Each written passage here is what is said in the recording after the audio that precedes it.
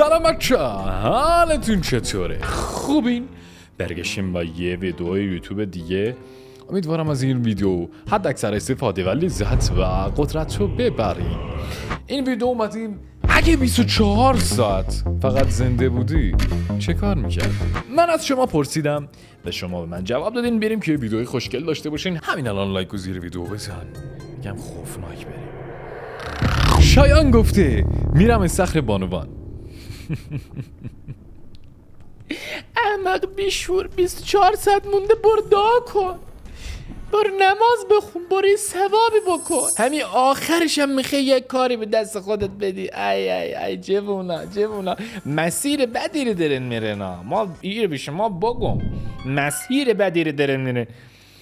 زینب گفته فیلم میدیدم. بچه فیلم دیدن هم واقعا یک لذت خاص خودشو داره. اگه اونجور که ما میگم نگاه کنین و فیلم مورد علاقتون حتما تو کامنت ها بنویسین بقیه بتونن بیان از فیلم مورد علاقتون استفاده کنم. من اینترستلر میان ستاره ای اگه اشتباه نکنم فارسیش مال کریستوفر نولانه. یه آقا پسری گفته میرفتم اروپا و اونجا آخرین بازی فوتبال رو تماشا میکردم با مادرم، پدرم، داداشم و خواهرم. چقدر ما واقعا بدبختیم که آرزوی ما ایرانی‌ها شده رفتن به یک کشور دیگه، مثلا برم اونجا مثلا ما یک فوتبالی ببینیم. ببین ما چقدر سیاه بخت شدیم که بعد از کشور ما بریم یک فوتبال دیدن. مثلا دخترها ما نمیدونم، یعنی مردای ما اینقدر بی غیرتن که دخترامون بیان تو ورزشگاه اینا حرف زشت بزنن. واقعا ما از شما میخوام بپرسم. یه دختر خانمی گفته اگه 24 ساعت زنده بودم همین الان از خونه فرار میکردم و میرفتم طلا فروشی دزدی. حداقل 24 ساعت اونجا که آبجی گلم تو تاو طلا نگاه ذهنتونم قربونتون برم هم دزدی فکرش نمیتونی بکنی. آبجی تو هم فکر دزدید اشتباه، تو هم بیای طلا رو ورداری. میگه جات مامور یگان میگه میان مثل تاموجیری بود آب میخورد از بدنش میامد بیرون. یعنی همون قد این برارای گلمان شما رو سلاخ میکنن. یعنی 300 400 تا سلاخ به اضافه میکنن. یعنی شما فکر کردی همونجوری الکیه میای مادازدی میری. تو فقط یک ماه طول میکشه زنده بمونی آب کنی بود طلاته. یه دختر خانمی گفته رژیممو ول میکردم اشکان، هرچی دلم میخواست میخوردم. آقا بخوری تو رو قرآن یه چاقه افسرده بهتر از یک ریغ ماسو که خوشحاله. شوخی میکنم بچه، ورزشتون حتما انجام بدین. شاید باورتون نشه کسی که بدنش معمولی باشه عمرش کمتر از کسیه که چاقه ولی ورزش میکنه. این فکت علمی، میتونید برید تحقیق کنید. برای تحقیق کن. ملیکا گفته به تک تک آدمای دورم میگم که ازشون متنفرم و همون روز از خونه فرار میکنم. آبجی مانی کی اینقدر اذیت کرده؟ من نمیدونم بچه‌ها به نظر شما چرا نسل جدید اینقدر با پدر مادرشون مشکل دارن؟ ما نمیدونم. یعنی از هر 10 تا دختری که من ببینم 8 تاشون آرزوی مرگ اعضای خانواده‌شون. چیکار کردن مگه شما رو حالا یک بیرون نمیذارن برین مثلا اینقدر دلخوره؟ نگین گفته میرم پیش اکس گاوم و بهش میگفتم خاک تو سرت با این انتخابت تو لیاقتت فقط منه، برگرد پیش من میمون درختی بازگویی. بله منو دوستش داره. آخه الهی بگرده میگرده. امیدوارم آبجی جان برگرده. خب چون معمولا پسرا که میرن یک مورد بهتر گیر آورده، ایشالله که اون میرینه بهش برمیگرده. ها مینا گفته مادر شوهرم باز شد مادر شوهر، ولی امیدوارم این دفعه بگه آقا قدر مادر شوهرم و مسائل خوبشو میدونم و یه بار ما ببینیم آقا مادر شوهر و خواهر شوهر نقش خوبی داشتن تو ویدیوهای ما حداقل. امیدوارم. مینا گفته مادر شوهرم و پدر شوهر عزیزمو میکشتم. مادر شوهر بس دیگه آبجی جان، مادر شوهر دیگه کافیه دیگه، پدر شوهر دیگه بذار آقا یک سفر. یا آقا پسر نوشته کل اون روزو با موتور تو جاده ها گاز میدادم بدون مقصد. خیلی رانندگی و موتور سواری قشنگه به شرط اینکه جای قشنگی باشه، نه مثلا شهرهای بزرگ مثل تهران باشه. یه جاده هست تو خارج اسمشو نمیدونم، جاده بدون مسیره به بی‌نهایت چی اصلا تش دیده نمیشه. همجوری یه موزیک لایت بذاری همجوری بری دست بذاری خیلی حال میده. نه امیدوارم برای دختر خانم اتفاق بیفته اکثرشون، چون هنوز تجربه رانندگی نداشته. یه دختر خانمی نوشته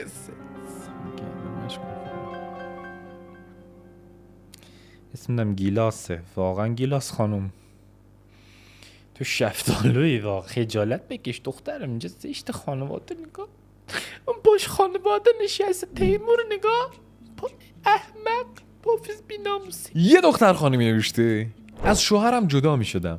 یعنی برار تو چقدر آدم نچس با نجس و نجاستی که زنت بره 24 ساعت فقط حاضر از تو جدا بمانه. به قرآن ببین تو دیگه چی شدی؟ چقدر اینو اذیت کردی؟ بابا نکن تو رو قرآن. بده آقا خانوماتونو بدونین مگم بدنن دیگه. اینجوری نکن تو رو به خدا عزیزم. یه آقا پسری نوشته میرم به اونی که دوستش دارم میگم که دوستش داشتم اشکان و خیلی وقت اینه و نرفتم بهش بگم. بچه‌ها به نظر من اگر واقعا کسی رو دوست دارین توی قلبتون احساس میکنین به اون شخص علاقه دارین هر چقدر دیرتر بهش بگین بیشتر از دست میدین.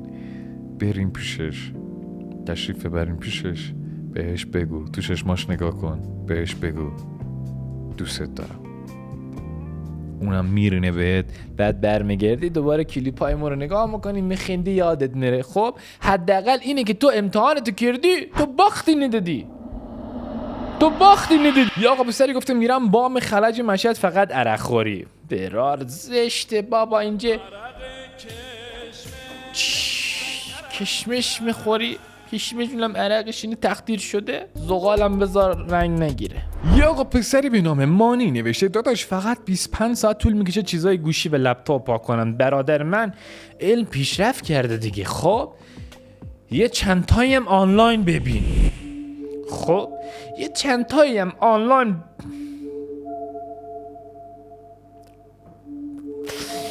کدوم سایت ها از همونه ایک زیاد داره میری دانلود میکنی ها. شاهین نوشته برمیگشتم ایران پیش مامان بابام. بچه‌ها مهاجرت واقعا سخته. اگه با خانواده هاتون زندگی میکنین واقعا قدرشون رو بدونین. تنها زندگی کردن خیلی سخته و مجبور میشین مهاجرت کنین بعد توی استوری بگیرین کلیپ درست کنین. یکی از سخت‌ترین چیزایی که به نظر من برای مهاجرت وجود داره آموزش زبان نیست.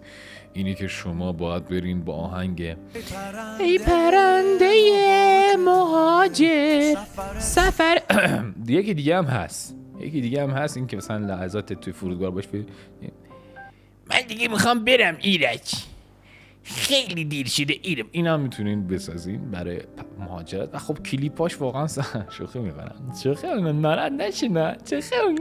گفته اشکان داداش میرفتم هموم صاف و صوف میکردم. تو فکر کنم برار از او سلسله طالبان و دای اینا یا مثلا فکر می‌کنی هم تموم میشه میری او ور 700 تا حوری ردیف صاف و صوف. آیدا نوشته اشکان همون گویی که همیشه میخورم و میخوردم. آبجی شما عصبانی ما موندم چرا میای پاسخ میدی؟ ما یک اشتباهی کردم یک سوالی پرسیدم معذرت. یعنی ناراحتی نداره قربون بشم. شما بری چه اعصاب خودت خورد میکنی. یه دختر خانم نوشته میشستم واسه تک تک عزیزام افراد مهم زندگیم نامه نمی‌نوشتم و در آخر وصیت میکردم که به دست هر کدومشون برسه بعد مرگم. حرکت قشنگیه و من باشم تو همش مینویسم انم بهتون جز خانوادم. خیلی آشغال ما با دهن ما رو سرویس کردین. یه دونه خوب ما ندیدین. ارشیا گفته میرفتم دختر خالم.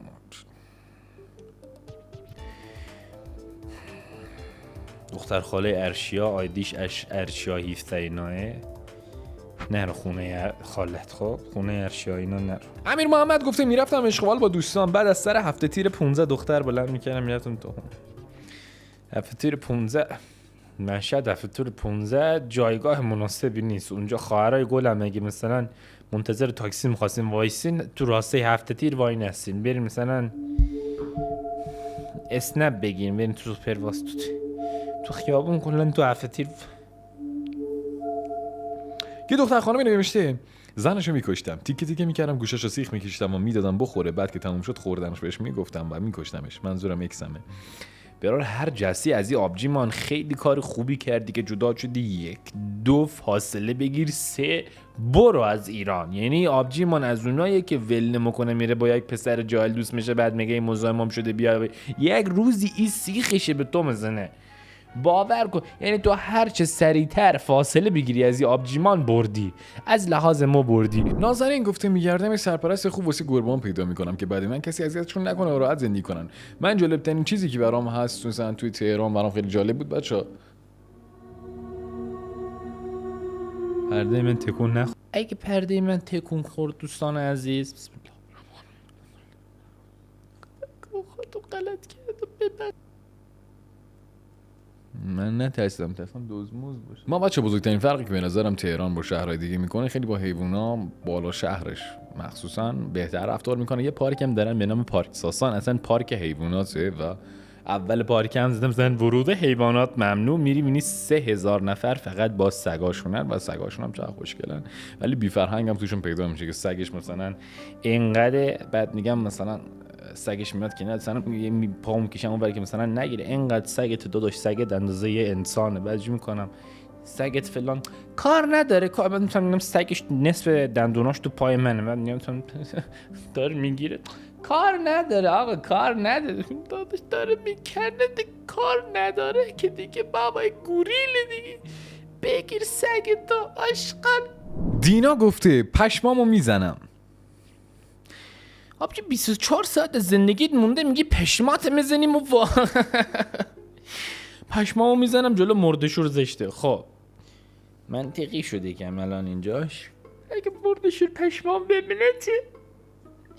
برای واژه بیرم. نگار گفته میرفتم پیش تمام کسایی که دلم تنگشونه اما الان غرورم نمیذاره برم و میدیدمشون. بابا دنیا دو روزه، دنیا دو روزه، سخت نگیرین، ما هم رفیق باشین، هر کی دوستش دارین بهش بگین برین آشتی کنین، قربون صدقه هم برین. چرا با هم دیگه بد بشیم وقتی میتونیم مالی باشیم؟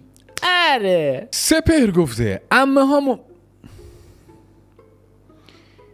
بر بابات باید چیکار کرده اینقدر عصبانی دنبال اماتی کنترل کنین به چهاتان تو رو به قرآن. که ویدئوی من تا انتها مشاهده کردید. تو کامنت ها بگید قوم دوست داریم. دیگه دیگه خدایا نگهدار.